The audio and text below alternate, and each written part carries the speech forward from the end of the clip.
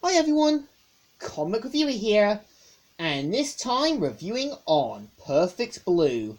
Now, as you know, Perfect Blue is a 1997 psychological thriller anime film that was directed by Satoshi Kon, the same guys filmed Tokyo Godfathers that I did review during Christmas.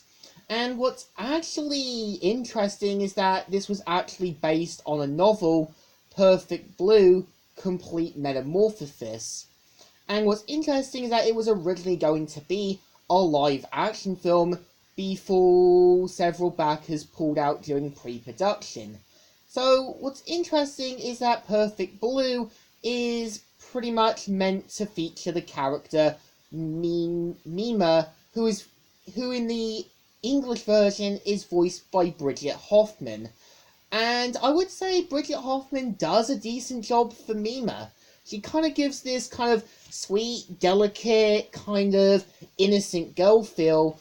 And what's interesting is that Mima was also part of a band before deciding to become an actress. And you can tell that her friend and also mostly manager Rumi, who is also voiced by Wendy Lee, does show a lot of concerns for her and doesn't want to see her kind of ruin her career the same way she did. And I kind of feel it's almost like an aunt and niece relationship. And I think this does work well. And at the same time, during like certain minor roles and certain roles where she does get a more important part, is that you can tell her psyche starts to get broken down. You can tell that she starts to have difficult telling from reality to other things. And I do feel like, keep in mind, you've got one of the photographer guys, Morano, who is kind of implied to be a bit of a pervert.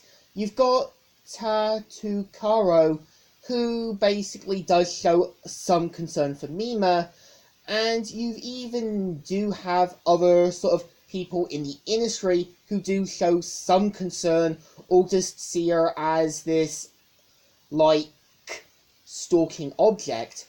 And I do feel what Perfect Blue does, it kind of gives you a glimpse of the downsides of becoming famous. You can tell that, yeah, Mima kind of becomes stalked, and when she's on her computer, she basically finds stuff that people know too much about her. And I think this is kind of like where that there in real life that there are stalkers, and sometimes if you've watched murder documentaries on the Discovery Channel, you can kind of understand what she's going through. And I think we've all been in that position before. And I do feel what I like about the animation is that there are certain moments where the characters do kind of give a lot of expressions. And I think there are moments where, yeah, you kind of see Mima waking up one moment, then one moment she's somewhere else. And I think it works because it kind of gives the character a bit more of a difficulty telling which is which. Now, I do feel that there is some foreshadowing to the ending of the film, which I think they do quite well at. And I do feel what they do well at is that it kind of gives you a hint to what really is going on.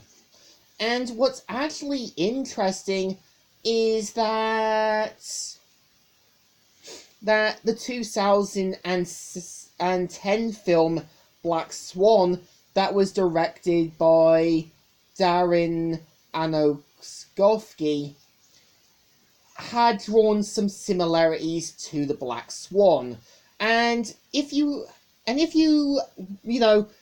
a copy of, say, Black Swan, like I have right here, there is some similarities where, yeah, both characters are put in a difficult position, and a moment that you can tell that it does draw some parallels. So I do recommend going on YouTube to kind of check it out. And I think it's kind of a shame that Satoshi Kon couldn't really have directed a sequel to Perfect Blue, even though the book did get a sequel. And I think somewhere Perfect Blue definitely captures the darker grief of human life, but at the same time, you can tell Mima does try to keep a fun, spunky personality. And I think what I do like is the music in the film. Some of it can be bone-like chilling, some of it kind of gives a kind of happy-go-lucky charm, and definitely that. So I think somewhere Perfect Blue was a perfect film, and I think it definitely pulled through. So I think it deserves a thumbs up. Still good, and still alright. So, Comic Reviewer here, signing out.